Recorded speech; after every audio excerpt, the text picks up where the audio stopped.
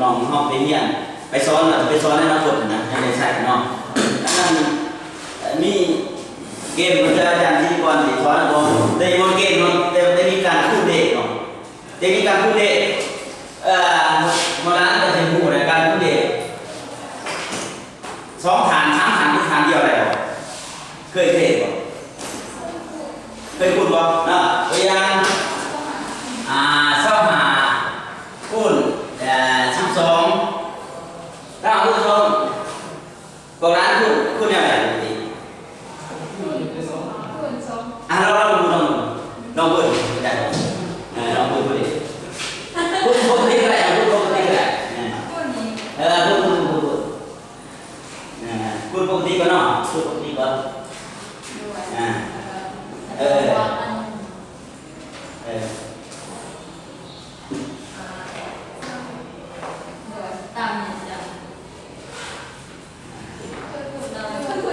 โอเคเนาะอันนี้เคยพูดแต่อาจารย์พูดแบบอาจารย์พูดเนาะอาจารย์พูดที่ว่าอาจารย์เบิ่งเนาะเพราะว่าเบิ่งมาเด้อเบิ่งอันนี้อาจารย์พูดเนาะพูดง่ายๆ2 หา 10จือ1เนาะ2 4ก็มันเป็น1 หาเป็นหาก็หาเป็นจือ1 2 1 2วันนี้เราจะมีเนี่ยการพูดดีว่าจือหลายฐานเป็นฐานเดียวเอาลองตัวนี้ก่อนกันเนาะแล้วก็เอาเด็กแม่ก็ได้เนาะตัวอย่างว่า58พูดให้23อะไรตัวอย่างเนาะเป็นฐานเดียวอาจารย์บอกหลักการก่อนเนาะหลักการพูดเนาะตัวอย่างพูดนะเอา2 ตัวพูดกันก่อนตอนที่พูดกันเนาะพูดกันปั๊บต้องมาเขียนลงบทเนาะครูเขียนบทมีจือต้องจือเนาะขั้นตอนที่1ขั้นตอนที่2ขั้นตอนที่2นี่จังซี่เนาะเอา2คูณขวายแล้วบวกกันคูณขวายแล้วบวกกันตัวจือคืออันนี้ตัวนี้เนาะตัวเก่าก็จะเป็นตัวนี้เด้ออาจารย์สิมาเด้อตัวต่อไปนี่มันตัวนี้เป็นตัวนี้เนาะเป็นตัวนี้เอาคูณกันมันจะเขียนออกมาเขียนเป็นตัวนี้แล้วตัวที่3ก็คือเก่าอาจารย์สิเอาไม้เป็นหลักการเนาะตัวที่3ก็คือเอาตัวนี้คูณนี่เขียนออกมาเด้อตัวเก่ามันนี่อันนี้ตัวเก่าเด้อตัวเก่าตัวนี้นะฐานคูณน่ะเขียนออกมาเลยเนาะเขียนออกมาเลยยกเนาะตัวอย่างเบิ่งก่อนนะลองดูก่อน38 24เขียนเนาะเฮาบ่เขียน24ได้เฮาต้องเขียนตัวไหนเป็นตัวยืนหยังยืน2เนาะขั้นตอนที่2คือคูณขวาย3 หา 15บวก16 15เป็น31บวก2เป็น33ต้องยืน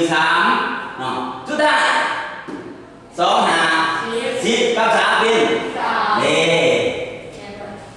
เข้าใจบ่นักเรียนเข้าใจได้เนาะอันนี้มันเติมแรกอันนี้ต้องมีตัวอย่างเลยร้านเราเรียนเนาะอันนี้ตัวน้องในตัว35คูณให้เอาง่ายเนาะ13ก็ได้อันนี้13ลองบ่เอาไปเลยเดี๋ยวใครก็ได้ลองบ่ต้องยากเนาะลอ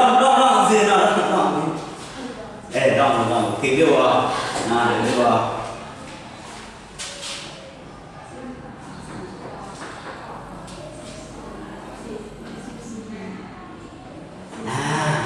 ถือว่ามากกว่านั้นยิ่งตัวหนึ่งนะ14บ่มันเป็น15บ่บ้าง3 หา 15จือนึงนะตัวจือเนาะ3 3 9ก็มา14ก็1เป็น15นี่ตัวนี้เนาะเป็นที่1เนาะหาที่1แล้วก็ที่1เนี่ยที่ไหนเข้าใจบ่เข้าใจเนาะลองเห็นเนาะเข้าใจลองเห็นเนาะอันนี้มันจะมาเอาหลายทางนี่มันจือเนี่ยอะไรเนาะอาจารย์แล้วลองตัวนี้ก่อนโอเคเนาะเอาบางนี้อันนี้บางนี้ก็ได้เนาะไอ้สิเนาะผู้ชายเดียว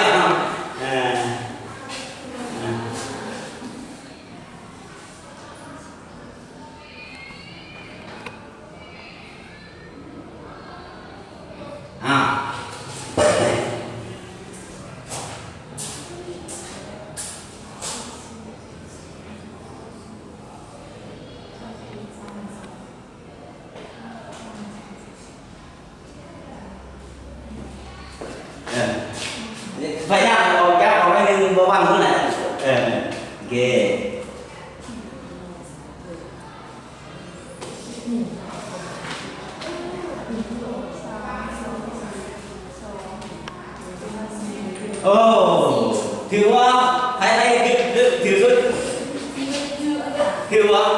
โอ้คือ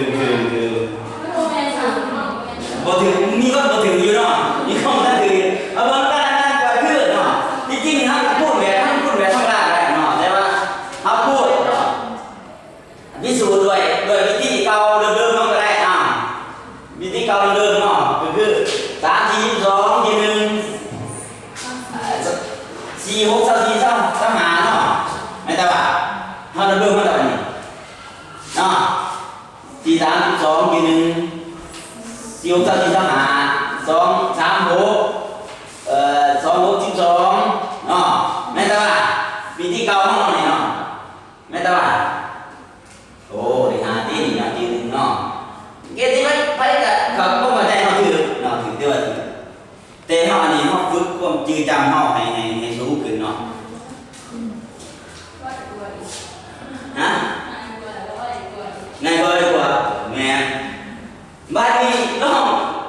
ยากเลยนึงลองบ่ทันสามฐานซะลองตัวลุมนี่หลายตัวเอาตัวลุมเพิ่มขึ้นเอาตัวพูดตัวเทิงขึ้นมันสิได้ยืนอะไรเนาะหลักการก็สิแบบเก่าเนาะตัวอย่างว่า15ก็ได้เนาะหลักการแบบเก่าพูดมันสิยืนอะไรเนาะคือเก่าเนาะอันที่1ก็เขียนโห2 5 2ยืนวันนี้แน่นอนต่อไปเป็น4เนาะยืนเนาะ58 40 42 43ยืน4ต่อไปก็นี่เนาะ55 25กับ8 33 37เนาะ37เนาะ37ยืน3สุดท้ายพอตัวนี้มันต้องได้พูดเนาะสุดท้ายของตัวนี้เนาะ51 5กับ3เป็น8เนาะโอเคสับสนนิดนึงสับสนนิดนึงเนาะสับสนนิดนึงอาจารย์สังเกตจริงๆก็มีสอสีถ้ามีสอสีหลายๆสีเราถึงงานเราถึงพูดยังก่อนพูดยังก่อนลองอีกเอาลองเพิ่มขึ้นอีก6 2 3 4พูดให้เอา2ตัวก่อนขั้น3ฐานเฮาสิพูดยากกว่านี้เนาะเอาตัวนี้ก่อนเนาะตัวอย่าง23อะไรเนาะเอาประมาณนี้ตัวนี้ก่อนเนาะนี่เฮาพูดเนาะเนี่ยเนาะการพูดเนาะแบบเก่าๆแบบนั้นเนาะแบบเดิมแต่ว่าเฮาจื้อในตัวเฮาแล้วมีพูดดีเนาะเบิ่งกันก่อนบ่เนาะบ่นั้นบ่นั้นก่อน3 4เป็นเท่าไหร่12ยืน1เฮาพูดคุยแล้วบวกกันเนาะที่2 1ก็นี่ละไอ้2อาจารย์สิเขียน2ไป3 9กับ8เนาะ17กับ1เป็น18ยืน1เนาะต่อไปกับพี่นี่เป็นที่3เนาะ